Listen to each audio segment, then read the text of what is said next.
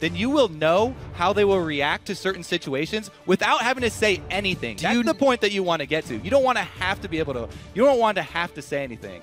You just want to know how they'll react in that situation. That is the sole purpose behind Ramblington, the video. Is it? Absolutely. Going into picks and bans in this one, Team 8 versus Gravity. Vi, Zed, Nidalee, and Aurelia have all been banned off. A few ladies and the gentleman, Zed. So we'll see what these guys have. Some pretty good picks out there. Obviously, St. Vicious been having some good games on that 5, but this still leaves Jarvan up for the junglers. No, it does not. That's banned out. The thing is, targeting Saint with bans never really does much. He plays pretty much every champion in the game. So targeting Vi and Jarvan is just like the really strong hard engages, and the only reason to do that is to first pick one as well. So they get the last of the top 3 junglers at the moment. Saint should be fine though. Still plenty of options for him. Hauntzer immediately locking in the Maokai for top though. As I said, top laners have really been valuing Maokai more and more over the last just week in the North American LCS. And Gnar and Rumble falling a bit. I think Rumble is definitely still a really good pickup for Kali, though. Rumble does have a good matchup versus Maokai in the lane, as well as in the team fights. A little bit of a taunt here, calling out the Hecarim from Keen, daring him to go with it. As Corki as well. Used by Gravity a few times, by Keen, by Cop. And it may be picked up on the side for Slushy in the mid lane. We know Maple Street is really loving the Graves right now. So it could be his, it could be Slushy's, but the Annie is also an option here as pick number 2 and 3 for Team 8 are being hovered. Now, whenever Annie is picked up as a support, I always look to the tank of the enemy team. One of the biggest counters to having an Annie support for your engage is poke, as we saw in the last game, but also having a really beefy tank to zone out Annie and not let her get close enough to flash on your back line. So a lot of weight on Hauntzer. If Hauntzer gets fed, then it's going to make Annie's job really difficult. Stop it, Cop. Switching around champions. You're going to get yourself stuck. So that Annie and the Graves is locked in. We actually just saw that last game as well from Winter Fox for that very powerful duo lane. Kassadin being hovered. Seen him get picked a few more with some of these junglers, and Nidalee now seeing herself on the ban list. So he may be locked in for Keen here for a little bit of power play after 6. I'm actually curious. If they lock in Sivir, will we get to see the St. Vicious Olaf? He's been a pretty big fan of this.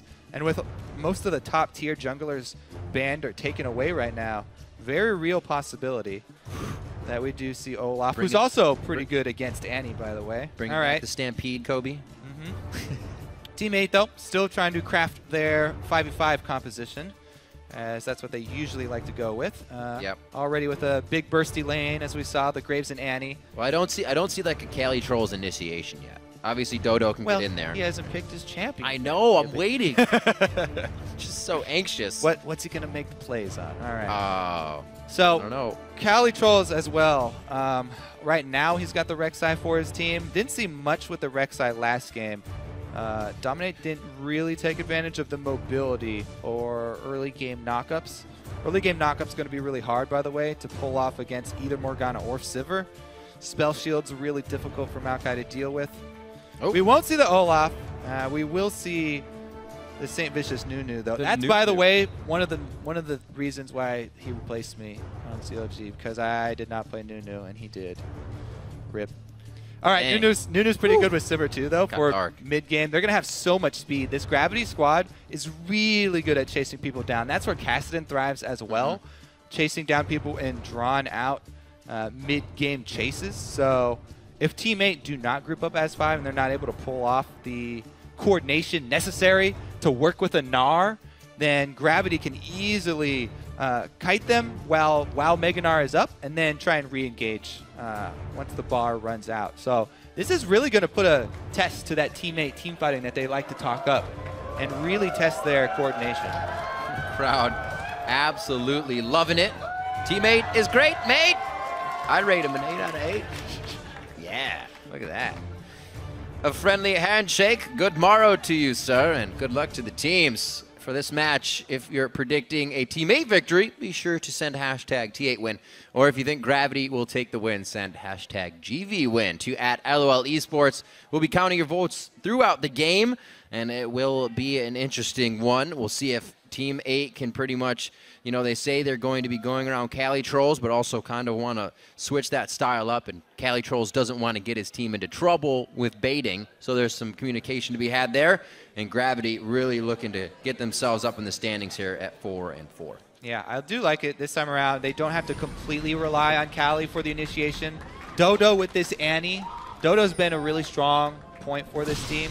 He has the Morgana play into pretty much a lot. And as we just saw Imagine leading Winter Fox in the last game, maybe it will be up to Dodo to take up that mantle and prep a good Gnar ultimate for Cali.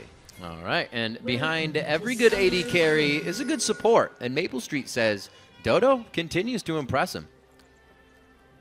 I think Dodo has some of the best mechanics. He can actually hit so many skill shots, and I'm always fairly impressed when he gets on his hot streak. He can just completely dominate a game. Perfect timing for that one. We were just talking about Dodo.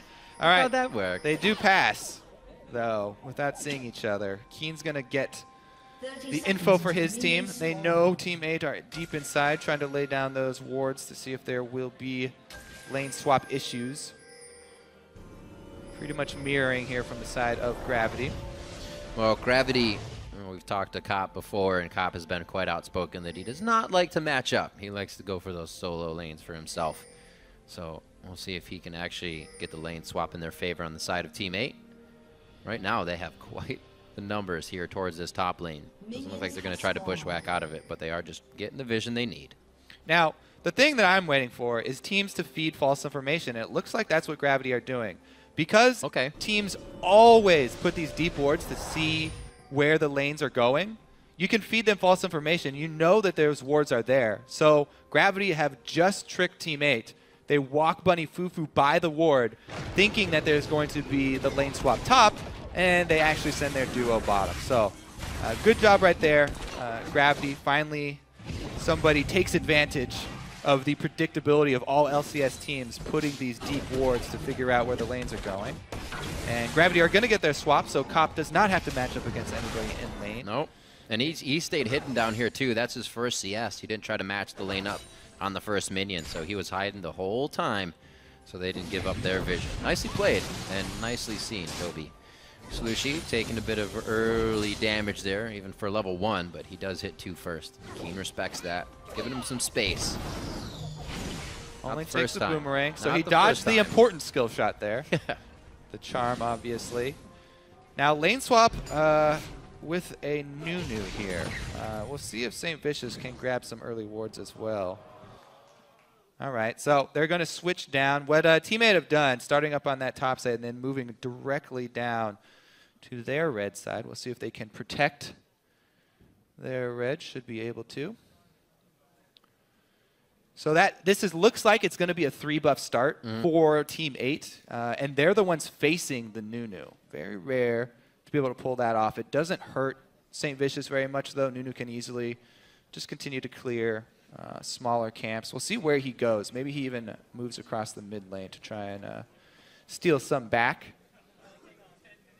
So saying this laning phase goes quite safe for Gravity, what's the objective of Saint for the team once they break it? What are they looking for?